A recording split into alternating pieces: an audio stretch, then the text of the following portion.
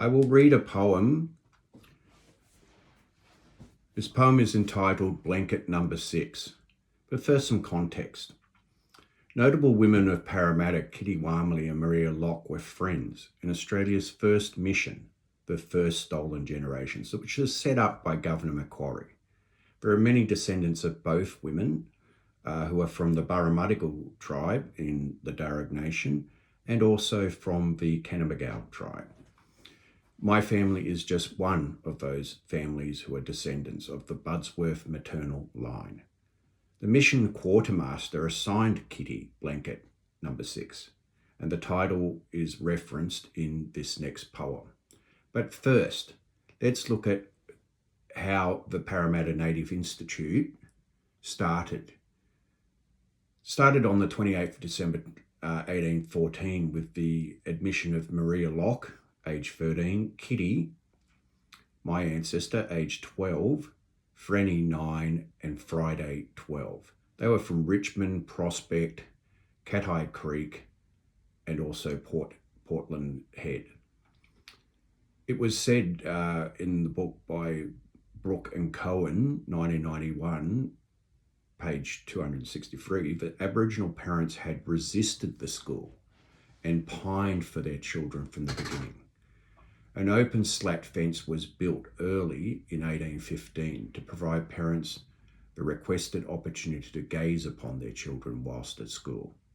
Shelley, before his early death in 1815, noted the reluctance of Aboriginal parents to give up their children, and Yarramundi spoke of the fear of men in black clothes taking the children to the institution in 1818.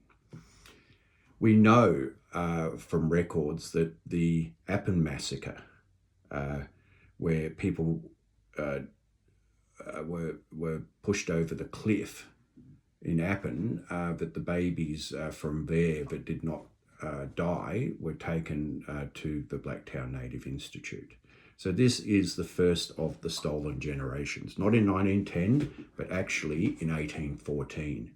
And one would argue continues today with the taking of our children in the Northern Territory and other child protection units across the country that take children from Aboriginal families and even from the maternal wards in a progression of what we call the stolen generations. So this is my poem, Blanket Number 6. Language warning. There is a warning here for a unsavoury word, but this unsavoury word sums up the frustration that descendants of the stolen generations have today. Blanket Number 6, you know who we are. House in the Sticks, you know where we are. Got a lot of paperwork, you're going to send us far. Even off country, we still know who we are. Hidden histories, you didn't tell us much. Even with your records, we had to look it up. Our uncles were war heroes, you didn't give a fuck. Fighting for our medals, our land and other stuff. Even though we victims of racial policy, our skin be lost, our culture tossed, it's very plain to see. But reconciliation is a smokescreen on a crime scene. Until you accept history, you never will be free.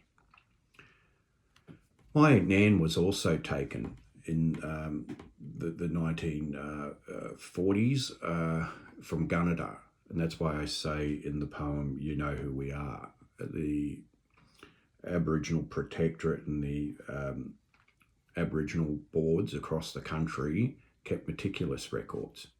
So Kevin Rudd made an apology. This was my response to the apology, my poem.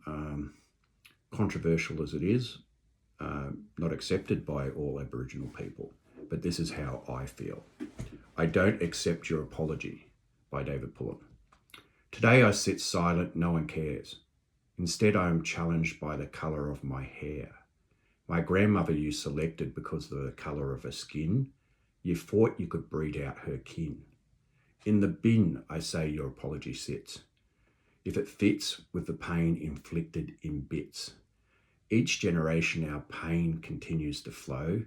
In in the memory of grandmother we didn't even know. Thank you.